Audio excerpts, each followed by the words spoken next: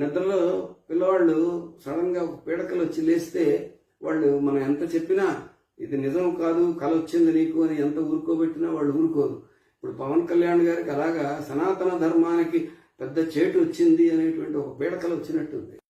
సనాతన ధర్మానికి ఈ రాష్ట్రంలో ఎవడు చేటు తెచ్చాడో పోని చెప్పమనండి, ఫలానా వాళ్ళు సనాతన ధర్మానికి హాని తెచ్చారు అని చెప్పగలరా? ఇంతవరకు చెప్పగలిగిన పరిస్థితి లేదు.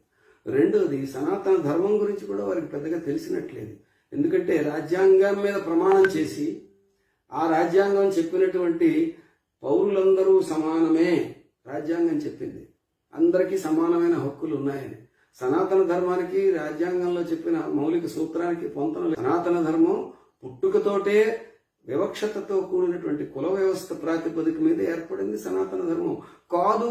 కుల వ్యవస్థ లేదు మా సనాతన ధర్మంలో, మా సనాతన ధర్మ సూత్రాలు 1, 2, 3, 4 అని ఇంతవరకు ఎవరైనా చెప్పారా నేను అడుగుతున్నాను. పోనీ అలా వివరించి చెప్తే ఇగో ఇది సనాతన ధర్మం, దాన్ని చాలా మంచిది, దాన్ని మనం పాటిద్దాం అంటే దాన్ని రాజ్యాంగంలోనే చేర్చొచ్చు. రాజ్యాంగంలోనేమో అందరూ సమానమని అంటారు, బయటకు వచ్చి సనాతన ధర్మం అని మాట్లాడతారు. ఈ సనాతన ధర్మం రాజ్యాంగ విరుద్ధం.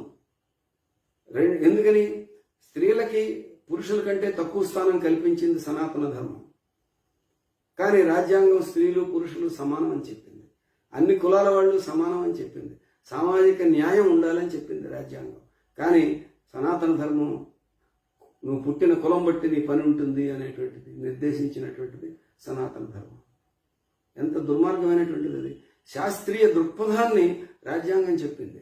శాస్త్రీయ దృక్పథానికి, కొత్తదనానికి సనాతనం వ్యతిరేకం. సనాతనం అంటేనే కొత్తదనాన్ని వ్యతిరేకించడం. మేము కొత్తని ఆహ్వానించం. మేము పాత చింతకాయ పచ్చడిలోనే మగ్గిపోతూ ఉంటాం, మిమ్మల్ని కూడా అలాగే మగ్గిప్పు చేస్తాం ఉండలే సనాతన ధర్మం. దాన్ని పట్టుకుని పవన్ కళ్యాణ్ మాట్లాడడం అంటే అర్థమేమైనా ఉందా? అలా చేయాలనుకో, నాకు ఆ బలమైన అభిప్రాయం ఉంది, నేను పాత చింతకాయ పచ్చడి మనిషినే అని ఆయన చెప్పదలుచుకుంటే మర్యాదగా రాజ్యాంగబద్ధంగా సంక్రమించిన పదవులన్నిటికీ రాజీనామా చేసి వచ్చి ఆ పని చేయాలి. అక్కడేమో రాజ్యాంగం మీద ప్రమాణం చేస్తారు, ఇక్కడికి వచ్చి సనాతన ధర్మం గురించి మాట్లాడతారు. ఈ రెండు ఒకే వరలో ఇమ్మడని కొత్తలు. అలాగే ఆయన ఏదో మాట్లాడుతున్నాడు, దేవాలయాలన్నింటినీ శుద్ధి చేయాలంటాడు. తిరుపతిలోనే ప్రసాదం కల్తీ కాలేదు అన్నప్పుడు మిగతా దేవాలయాలన్నింటిలోనూ సంప్రోక్షణలు, పూజలు, అర్చనలు ఏమిటి? అర్థం ఏమిటి? రెచ్చగొట్టడం కదా? ఒక బాధ్యతగా ఉప ముఖ్యమంత్రి స్థానంలో ఉన్న వ్యక్తి చేయాల్సిన పని అది.